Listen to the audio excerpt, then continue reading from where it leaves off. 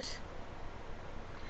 Just doing it on Etsy right now, and yeah, the shows too. Yeah. Okay, we're live in a Pizza Metal Chaos with the one and only, and with my good girlfriend, Allison of Roses Unread. What's up, Allison? What's up? Not much, Just just hanging chilling. out. Fuck. Man, it was hailing earlier. Oh my god, you know the size of lemon drop candies? Yeah. That's kind of hail was earlier, like for like Oh my gosh. half an hour, man. Hopefully my windshield or back window hasn't been fucked. That's crazy. Like I've seen like maybe about that size, but I don't think I've seen any bigger. But it like rarely ever happens. So Yeah, exactly. it was yeah. That's the last time I saw it. I was like, oh my gosh, that's crazy because I hadn't. I mean, I never saw it that big before. But Oh yeah. hey, but I heard, hey, but apparently there's bigger size. That's crazy. I heard of golf ball size hail in New York. Somebody said there was like baseball size hail, and I was like, are you serious? Like I'd have to like see that because that's insane. Where the, that's man, that's insane. where the hell do the clouds make these hails from? I don't know, and I guess like in the different sizes thing, that's what kind of is mysterious to me because it's like okay, the same clouds, they're going to produce like the same type of rain and stuff, and then you have different size hail. It's like, what? Hmm. So let's talk about your new EP release. What's the name of the EP? It's entitled Vultures. Vultures. Yeah. Nice. I like the title. Yeah, that title kind of followed us around, I guess, a little bit for like a couple months, and we were like, well, something else better comes along, but it just kept going back to that because of like all the stuff we went through, like previous, year of writing it. It Yeah. was just appropriate for the CD because we were like, okay, well, we're feeling the vultures. Everybody was kind of, all the same page. We're like, anything else comes up, well, it's better than that. But like I said, it just kept going back to it, so it's stuck. Now, how many songs do you have on an EP? There's 5 on this one. This is like the first time we've ever released an EP in the 10 years we've been a band, which is kind of weird.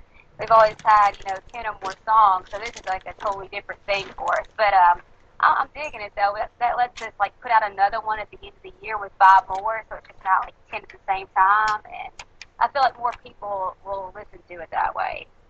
Yeah. When was your last show? Our last show was actually Saturday. Really? We played this place. It's a pretty cool place in Hendersonville, Tennessee. It's like really close to Nashville, called the Reveille. It's just a really good atmosphere and stuff. And they said they wanted us back. It was the first time we played there, so the owner of the bar really enjoyed it. So we're excited to go back whenever that'll be. That's But good. it was a neat place, though. Oh, I gotta drive out to Tennessee to come see you guys. Do what now? Hell, I gotta drive out to Tennessee to come see you guys.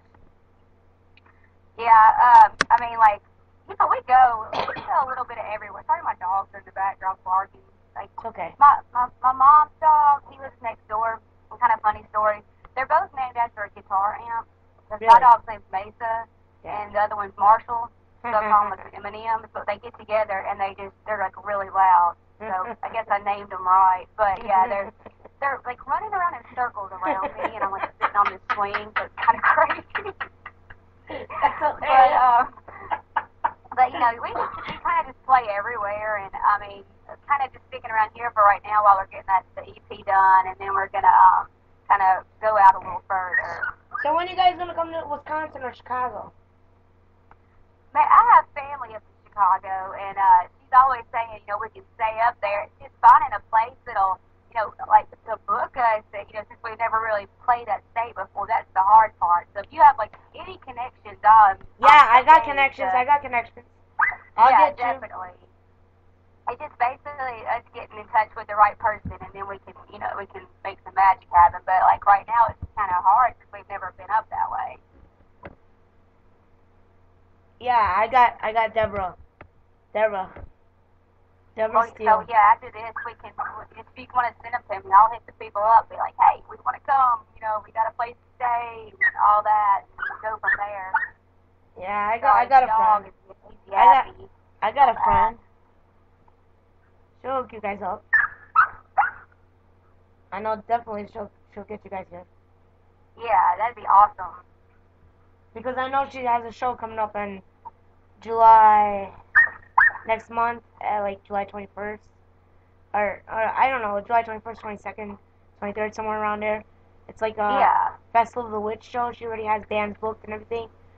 So I gotta go out to Chicago and go to that show. I'd like take the train and shit. that'd be awesome. Like we don't have anything in July as of now because like we're kind of waiting it out for our CD release party and stuff in August. We have like 2 dates coming up with that, and so nothing really in July. So that'd be kind of cool if we could, make something happen. Yeah, you got a show coming up July 8th with at the Naked with at the Naked. Yeah, Naked Turtle. Yeah, Mhm. it's so funny. There was a place in Jackson before the Naked Turtle called the Mhm. Fertile Turtle. So something with Jackson, they have like a turtle fetish or something. That's all I can think of. Because Really, I'm like, turtle why do y'all fetish? keep naming this after like turtles and like dirty turtles? Okay, I remember I caught some turtles fishing. I used to have a pet turtle, but we had to let it go because it stunk real bad. But Oh yeah, I had to let go of my turtles. I let them go in the pond. I had this one for like maybe 6 months, and then I was like, oh, we'll just let him go. It's like in the aquarium. I'm just like, eh, because he No, wasn't really getting to do anything. I mean, it was kind of a small tank, so mine was like a 55-gallon tank, and the motherfucker. I put land on it in the tank too. Motherfucker didn't want to go in the land. He just wanted to stay in the water. I was like, that's how mine was. I don't know. We got him from like a river, yeah, it was like it's like a river like 45 minutes from here called Reelfoot. yeah. It's actually like caused by an earthquake, and it formed this big lake. I don't know, but then we took him to back back to the river when we would let him go into another river called Pickwick, and it's like a real big lake. So I don't know whatever happened to it, but I'm sure he's chilling with the other ones. Yeah. These two turtles were named Fred and Barney. Oh, that's cool. I named them after Flintstones characters. Yeah, Yeah. I couldn't think of names for them. And then that's awesome. and then uh, for some reason we got my brother's turtle too into our tank. So we had three turtles, okay? What was the other one's name? I don't even remember what my brother named his turtle. Shit, that was a long time ago. Wow. It was like back in 2004. Shit. I And, had mine. I think I was like maybe 13 or 14, and we like let him go around 15. I can barely remember though. He was real small, and we actually named him Pickwick, and that's where we set him free was in Pickwick. So it's kind of weird how that happened. that's nice. So it's like he returned to his home, even though he Yeah. came from Star Lake, but he, pretty much returned home. Yeah. So it's So a happy ending for the little fella, but. so tell me about the names of your other CDs. Uh, So the very first CD we put out was called The Commitment, but that was like kind of like the coming of it all, yeah. and it's kind of like what was next for us. And after we released that, we had an Until We Meet Again, and that CD was dedicated to my grandmother because she always was, she put so much faith into the band. Like she came to all the shows and stuff. She's like almost 70 years old, like going to like all these bars, and I mean she would go to every one of them and like helped fund the very first CD we had because we were just we were almost like babies then, like we needed all the help we could get, and I mean she dropped like $500 down. That's what we needed to finish it. She's like, here you go, and I was like, no, I'm not taking this, and she was like, yeah, you better take it and just finish this for me. So I was like, all right, and so in the middle of writing Until We Meet Again, she passed away, and I was like, I want to dedicate this album to her. So we called it Until We Meet Again, and that was kind of like a message to her. And on the front cover, it's got this little girl on this swing, which is representing me because I mean, like right now I'm on my swing. Like that's just where I sit and I have like my best creative thoughts and things like that. So we put that on there, and just a constellation in the sky of like the rose, like that was like a message, like the grandmother sending a message. It was like really, really a deep CD cover, but I put all this thought into it that I just wanted it to be for her. And we did a music video. I don't know if you've seen that one. It's called Room 312. Yeah, I've seen it. Yeah, so that Pretty was cool. kind of based on her. But the crazy thing about Room 312 was my friend. She asked me, she's like, hey, like when her grandmother passed away, she's like, hey, will you write me a song? You know, I need to express this some kind of way, and I can't do it. You know, you do it for me. And I was like, yeah, sure. So I wrote Room 312 for her when her grandmother passed away in a nursing home, and like no, I mean maybe 3 months later, my grandmother passed away in the same nursing home. Oh shit. So yeah, in her room when it was not room 312, but you know I called it that for my friend, and then it was like, well, now I'm having to sing about what she was going through, and it was hard for a while to sing that song because I just got these crazy feelings on stage, and I just never wanted to play it, but I got through it, and then everything was okay, but it was you know that was a tough song when like the wound was fresh, you know what I mean? It was crazy. Yeah. So that's what inspired Room 312. And another cool fact about that is the little girl in the CD cover. She's actually in the music video as well, the little girl. And speaking on like the very front track of Room 312, that's her talking too. So it kind of all tied in together. And the guy that produced the CD, his name was Andy Kunkel. That was actually his daughter. And we just got her to do all these things. And you know she was very shy, so he was like, yeah, I want her to do this. It'll open her up a little bit and get, you know, break her out of her shell. Yeah. And like she did those three things with just no problem. And my cousin was actually like the older version of her in the video. So like there was all these, you know, just weird little things that we put together. But after that was the self-titled CD, and I don't know, we started really finding our sound, I think, with that one, and then it just evolved from there. But we entitled it Roses Unread because it was like, hey, we kind of know where we're going now. Like the first two CDs were like good, but we were really finding us with the third one. And we'd always had like a kind of storyline music video. So with that one, we released Blindly the Blind, and we were just doing like a really cool live performance video. I'm sure you've seen that Yeah, one I've seen too. it. And like we had to hang all those lights. That was actually the really cool thing about pretty much all these music videos, except the current one we're gonna release soon, is they were all done like at my mom's house, like every one of them. So tell me about your current music video release you're gonna release soon. So well, the current one, which is gonna be called Vultures. It was so crazy. We were actually gonna shoot the video out here again.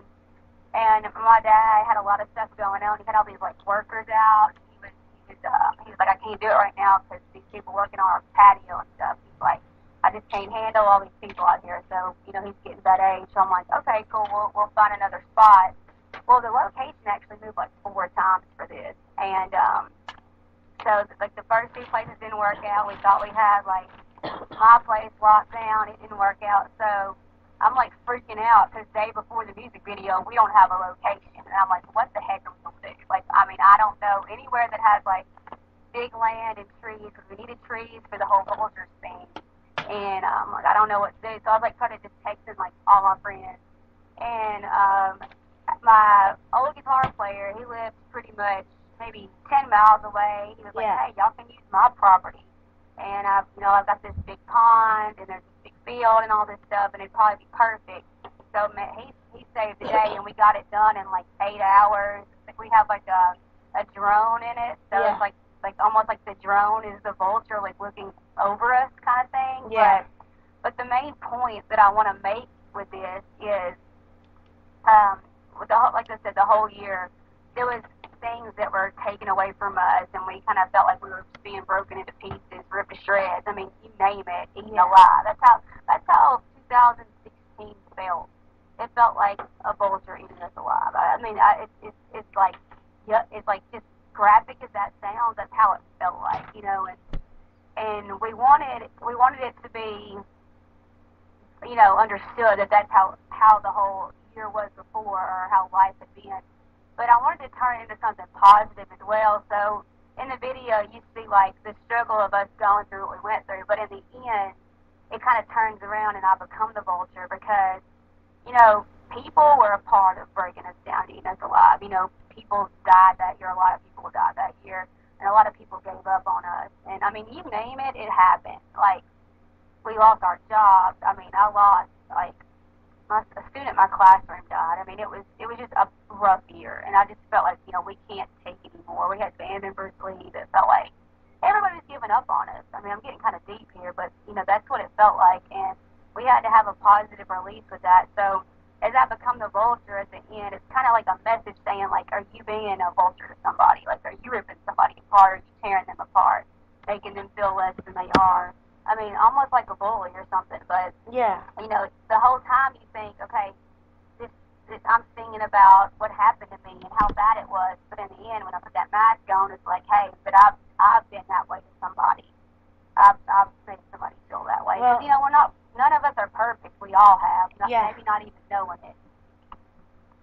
Well, Allison, when I have to cut this short, I got things to do. I'm so sorry. But when's the EP getting released? Yes. When is it getting released? Oh, sorry, I thought you said. It's gonna be like the middle of August sometime. We're actually having our release shows August 18th and 19th. One in Jackson and one in Mississippi. The days of my birthday. People who have pre-ordered, they can get the CD early. On rosesunread.com? rosesunreadofficial.com, yeah. rosesunreadofficial.com. You heard that, guys. I just typed in Roses Unread in Google or Facebook, and you get all the information there, too. You heard that, guys. rosesunreadofficial.com. Go pre-order your CD. And I'm going to play the song Vultures, okay? Sounds great, girl. Stay on the phone for a sec. All right.